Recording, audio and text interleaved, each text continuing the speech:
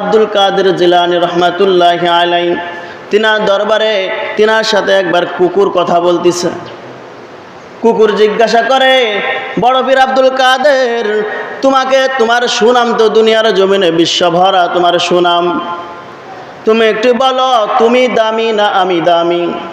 আব্দুল কাদের জিলানী চিন্তা করলেন, আমি যদি বলি যে কুকুর তুমি দামি, আল্লাহর কোরআনকে অস্বীকার করা হয়, আর যদি বলি আমি দামি তাহলে তো আমার একটা হিংসা চলে আসে, মনের মধ্যে হিংসা চলে আসে।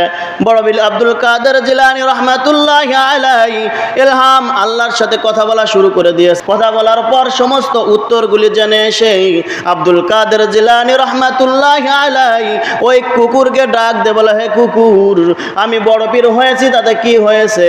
আমি এলাকার মধ্যে আমার সুনাম ছড়াইছি তাতে আমার কি হয়েছে?